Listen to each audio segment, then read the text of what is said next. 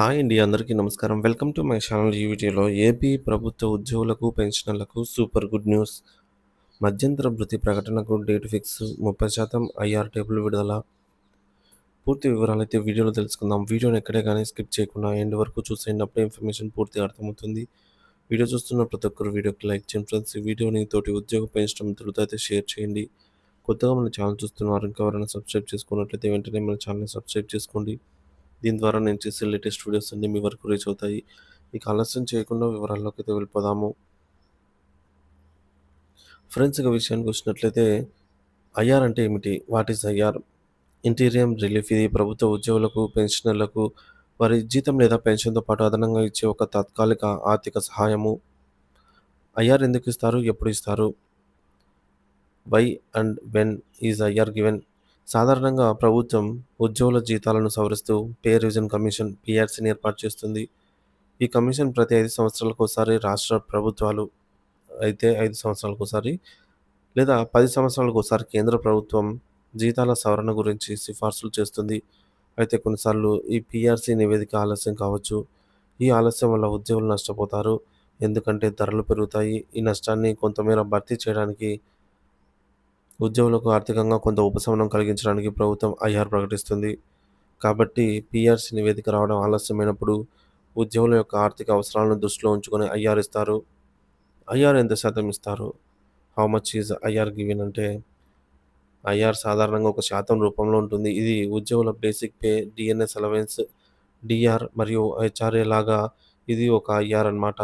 అయితే ఐఆర్ అనేది certain period time వరకే ఇస్తారు. సో, ఐఆర్ ఎంత శాతం ఇవ్వాలి అనేది ప్రభుత్వం నిర్ణయిస్తుంది. ఇది ఆర్థిక పరిస్థితి, ధరల పెరుగుదల, ఇతర అంశాలను పరిగణనలోకి తీసుకొని నిర్ణయిస్తారు. గరిష్టంగా 30% వరకు ఐఆర్ ఇచ్చే అవకాశం అయితే ఉంది. సో, ఇది May 2025 salary of government employee from May 2025 అని అనుకున్నట్లయితే ఇక్కడ మనకు పే స్లిప్ డీటెయిల్స్ అయితే ఇక్కడ చూడొచ్చు. పే స్లిప్‌లోనే డీటెయిల్స్. ఎర్నింగ్స్ ఒక సైడు, డిడక్షన్స్ ఒక సైడు. ఎర్నింగ్ సైడ్‌లో బేసిక్ పే అనేది 70,000 అనుకున్నట్లయితే ప్రస్తుతం ఉన్నటువంటి 33.67% ఈ యొక్క డీఏ చూసుకున్నట్లయితే రూ. 23,559 రావటం జరుగుతుంది. అలాగే హెచ్ఆర్ఏ 12% అనుకున్నట్లయితే 8,400 రావటం జరుగుతుంది. సో, వీటి వీటి వల్లే ఎర్నింగ్స్‌లో మనకు ఐఆర్ అనేది 30% వరకు యాడ్ అయినట్లయితే ఇక్కడ కలుస్తుందనమాట. ఐఆర్ సమ్ అమౌంట్ అనేది కలుస్తుంది. కలిసిన తర్వాత మనకు ఈ యొక్క గ్రాస్ అమౌంట్ ఐఆర్ వల్ల పెరుగుతుంది. సో, గ్రాస్ అమౌంట్ పెరిగితే ఆటోమేటిక్‌గా నెట్ అమౌంట్ అంటే మన చేతికొచ్చే సాలరీ కూడా పెరుగుతుందనమాట. మనకు రైట్ సైడ్‌లో డిడక్షన్స్ చూడొచ్చు.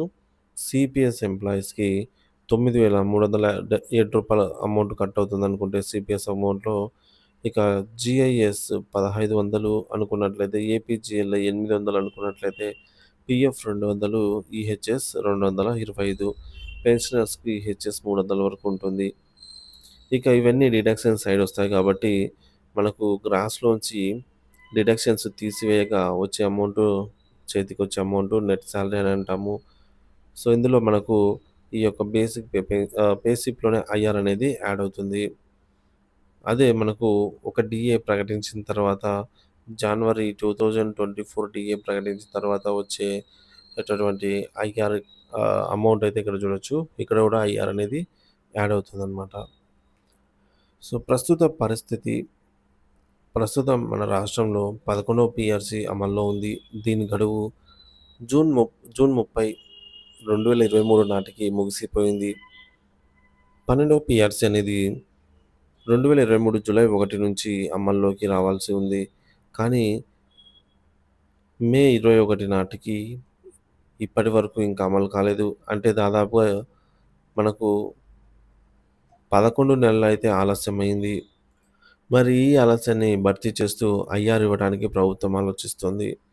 పీఆర్సీ ఆలస్యం కావడానికి గల కారణాలు కొన్ని చూసుకున్నట్లయితే, పీఆర్సీ ఆలస్యం కావడానికి ప్రధాన కారణం ఆర్థిక పరిస్థితులు. కొన్ని రాష్ట్రాలు, కేంద్ర ప్రభుత్వం ఎప్పటికి అప్పుడు పీఆర్సీని అమలు చేస్తున్నాయి.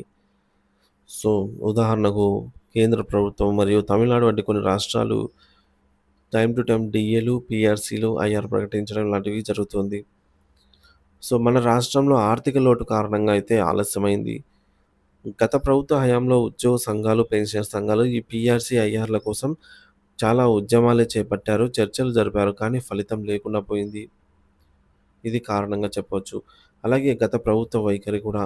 గత ప్రభుత్వం మొదట్లో ఐఆర్ ఇవ్వడాన్ని నిరాకరించింది. తర్వాత ఉద్యమాలు, చర్చలు జరిగిన తర్వాత డైరెక్ట్‌గా 2024లో నేరుగా పీఆర్సీని ఇంప్లిమెంట్ చేస్తాము. పీఆర్సీ ఆలస్యం అయితే కదా ఐఆర్ ఇవ్వాల్సింది. సో, కాబట్టి మళ్ళీ మన ప్రభుత్వం అధికారంలోకి వచ్చిన వెంటనే జూలైలో ఐఆర్ అయితే ఖచ్చితంగా షూర్‌గా ప్రకటిస్తాము అని జెప్పేసి ఇంప్లిమెంట్ చేస్తామని జెప్పి గత ప్రభుత్వం హామీ ఇచ్చింది. కానీ గత ప్రభుత్వము మనకు ఆహ్, ఓడిపోవడం జరిగింది. సో, తర్వాత కూటమి ప్రభుత్వం అధికారంలోకి రావడం జరిగింది. సో, కూటమి ప్రభుత్వం అధికారంలోకి వచ్చిన తర్వాత పీఆర్సీ కమిషన్ రాజీనామా చేయడము, ఆ రాజీనామాను కూటమి ప్రభుత్వం అంగీకరించడం జరిగింది.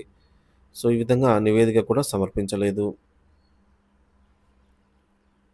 సో, ప్రస్తుత ప్రభుత్వ హామీలు.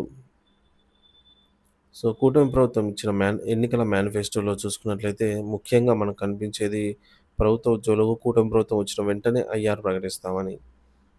మరి కూటమి ప్రభుత్వం అధికారంలోకి వచ్చి 11 నెలలు గడిచినా కూడా ఇంతవరకు ఐఆర్ గురించి పెద్దగా నిర్ణయం తీసుకోలేదు. ప్రస్తుతం కూటమి ప్రభుత్వము ఎన్నికల మేనిఫెస్టోలో ఐఆర్ ప్రకటిస్తామని హామీ ఇచ్చింది. ఉద్యోగులు కూడా ఈ ప్రభుత్వంపై ఆశలు పెట్టుకున్నారు.